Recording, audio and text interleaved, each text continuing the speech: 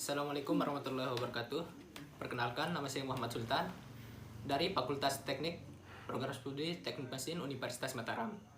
NIM F1C020100.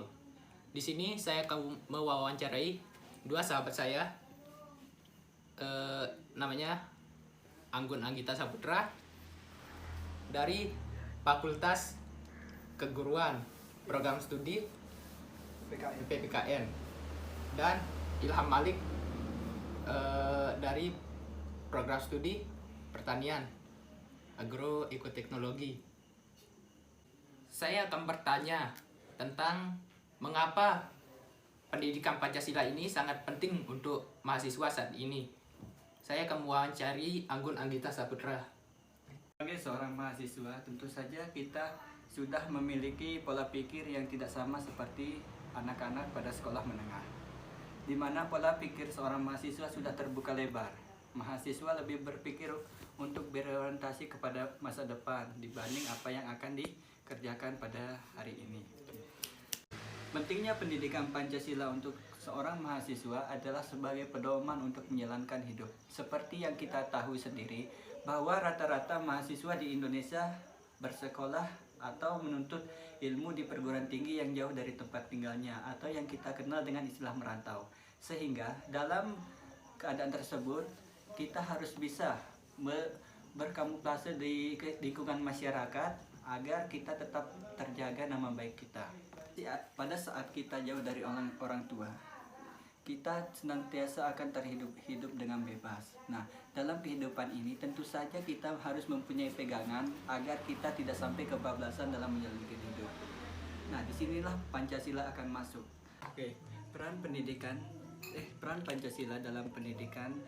Pancasila mampu mendongkrak tujuan dari pendidikan Indonesia. Seperti yang kita tahu, tujuan pendidikan secara umum yaitu adalah untuk kepentingan kognitif, afektif, dan psikomotorik. Untuk kepentingan kognitif, yaitu lebih ditekankan kepada siswa mampu menguasai intelektualnya atau mampu menyerap ilmu pengetahuan dengan baik. Sedangkan afektif adalah kemampuan siswa dalam menerapkan sikap-sikap yang telah diberikan di lingkungan sekolah untuk di masyarakat. Dan yang terakhir adalah kemampuan psikomotorik, yaitu kemampuan siswa dalam bidang keterampilan. Sehingga itu dalam bidang kemahasiswaan, pendidikan Pancasila untuk mahasiswa sangat penting dilakukan, di mana mahasiswa adalah orang yang sudah bebas, sehingga mereka memerlukan hal yang dapat menjadi pegangan mereka dalam beraktivitas, belajar maupun mengerjakan sesuatu hal yang lain. Nah, Pancasila ini bertujuan untuk agar mereka tidak kebablasan dalam menjalankan hidup, di mana kita tahu sendiri banyak anak muda atau mahasiswa yang salah pergaulannya sehingga mereka jadi pribadi yang memiliki pergaulan tidak terkendali. Sebagai pedoman hidup, Pancasila memiliki nilai yang dapat menjadi pegangan untuk para mahasiswa dalam menjalankan kehidupan sehari-hari. Seperti yang kita tahu, para mahasiswa di Indonesia rata-rata bercampur, sehingga mereka harus bersatu dalam ruang lingkup perguruan tinggi.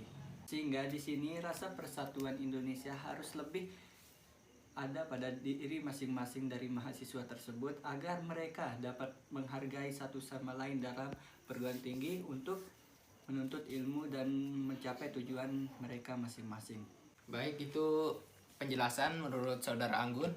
Sekarang saya akan menanyakan pada Saudara Ilham, apakah pendidikan Pancasila sudah mampu untuk membentuk karakter mahasiswa dan mengamalkannya dalam kehidupan sehari-hari?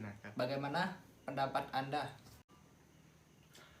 Menurut saya, dalam penerapan pendidikan Pancasila di kampus atau untuk mahasiswa itu sangat penting sebenarnya. Dapat kita ambil dari nilai-nilainya. Yang pertama itu ketuhanan yang Maha Esa. Gimana caranya kita itu berdialog atau berkomunikasi kepada yang Maha Kuasa. Jadinya untuk membentuk karakter mahasiswa yang lebih baik itu yang pertama itu dari nilai yang pertama itu, yaitu ketuhanan. Jadinya kita membentuk karakter yang lebih baik, akhlaknya, terus imannya gitu. Nilai yang kedua, nilai Pancasila yang kedua yaitu kemanusiaan, adil dan beradab. Kenapa mahasiswa itu harus dapat mencetak karakternya dari sila yang kedua itu. Karena dari sila yang kedua itu dapat kita lihat tentang gimana caranya kita itu bekerja sama dalam tim, yang berarti kemanusiaan adil beradab. Gimana caranya kitanya itu bekerja sama tim, menghargai sesama manusia, menghargai sesama teman gitu. Jadinya sangat penting banget loh sila kedua untuk penerapan pendidikan Pancasila di mahasiswa. Yang ketiga yaitu Persatuan Indonesia. Di sini kita lihat banyak banget mahasiswa-mahasiswa yang dari luar, yang dikatakan oleh saudara Anggun itu yang merantau gitu. Jadinya dari berbagai daerah gitu. Jadinya untuk mengimplementasikan dari Persatuan Indonesia itu gimana caranya kita itu untuk saling menghargai sesama gitu, kayak antar suku, antar budaya, antar daerah gitu aja kita sama gitu saat dalam satu rumpun di dalam satu kampus gitu. Oke, nilai sila yang keempat untuk pendidikannya di sini yaitu kerakyatan dipimpin oleh hikmat kebijaksanaan dalam permusatan perwakilan. Di sini Pancasila itu untuk mahasiswa sangat ditekan sekali mahasiswa untuk berorganisasi. Kenapa kita harus berorganisasi sebagai manusia, sebagai mahasiswa? Karena kita itu biar kita itu mengerti loh tentang dunia luar, tentang organisasi, tentang teman gitu, supaya kita mengerti yang namanya perbedaan pendapat, musyawarah, kayak seperti itu udah kayak kita berorganisasi. Pada sila kelima yaitu keadilan sosial bagi seluruh Indonesia. Untuk mengimplementasikan dari mahasiswa. Contohnya nih, mahasiswa itu menjadi ketua dalam suatu organisasi gitu. Contohnya BEM, kayak organisasi HMI atau apa himpunan mahasiswa.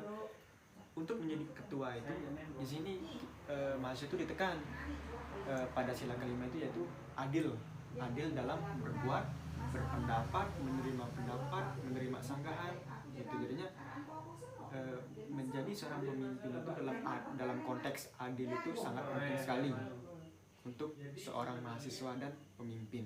Ya, kesimpulan kalau menurut saya itu pendidikan Pancasila itu sangat penting sekali untuk masyarakat, khususnya untuk mahasiswa, untuk semua orang itu penting sekali untuk pendidikan Pancasila. Karena sangat melatar belakangi untuk kehidupan kita sehari-hari. Jadinya kalau menurut saya itu sangat penting sekali untuk nilai-nilainya, untuk pendidikannya gitu. Baik, itu sedikit paparan dari saudara Anggun dan saudara Ilham. Demikian dari kami. Assalamualaikum warahmatullahi wabarakatuh.